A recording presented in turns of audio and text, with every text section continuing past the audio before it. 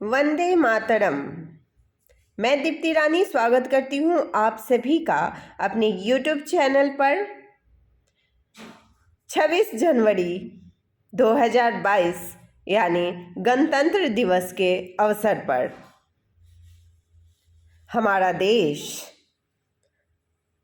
सबसे बड़ा लोकतांत्रिक गणराज्य है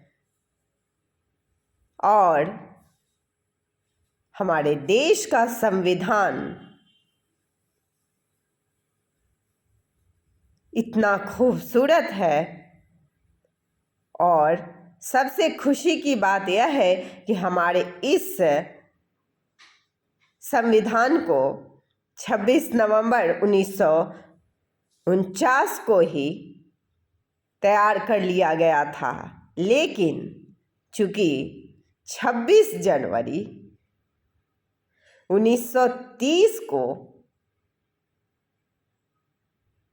स्वाधीनता दिवस मनाने के कारण इस 2 महीने की गैपिंग में उस स्वाधीनता दिवस जिस दिन आज़ादी के पूर्व ही लाहौर अधिवेशन में 1949 ईस्वी में हमारे प्रतिनिधियों के द्वारा ये घोषित हुआ था कि हम लोग 1930 में 26 जनवरी को स्वाधीनता दिवस मनाएंगे और उस दिवस को आज भी 26 नवंबर 1949 को तैयार होने के बावजूद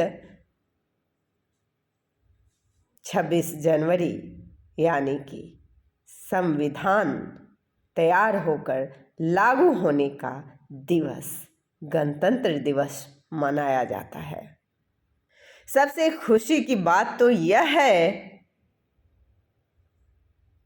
कि उस समय भी हमारे देश की महिलाएं इतनी जागरूक और शिक्षित थीं कि इस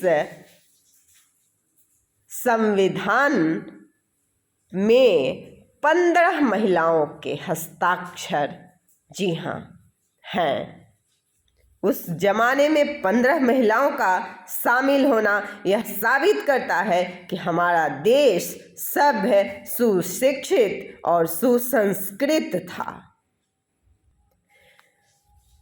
आज जब गांधी मैदान से मैंने देखा झंडोत्तोलन के बाद कुछ सैनिकों की टुकड़ियां सलामी देकर वापस जब लौट रही थीं, तो एक अधेड़ उम्र के सज्जन व्यक्ति को हमने देखा।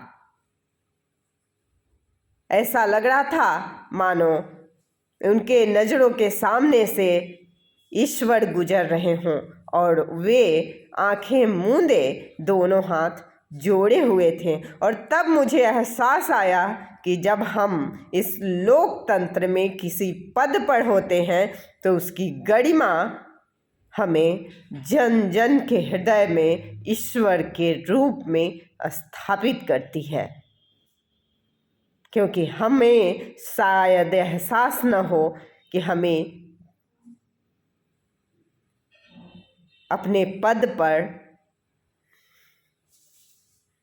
कौन लोग देख रहे हैं। हम शायद केवल अपने कार्य करने जाते हैं, लेकिन यह गणतंत्र ही है कि यहाँ पर वंशानुगत कुछ नहीं होता, क्योंकि जब से संविधान लागू हो गया तब से वंश की परिपाटी खत्म हो जाती है और गणतंत्र स्थापित हो जाता है। तब केवल काबिलियत से ही इस देश का हिस्सा बना जा सकता है। इस देश के विकास कार्यों में वंशवाद की कोई जगह नहीं रह जाती और यही तो लोकतंत्र की खूबसूरती है।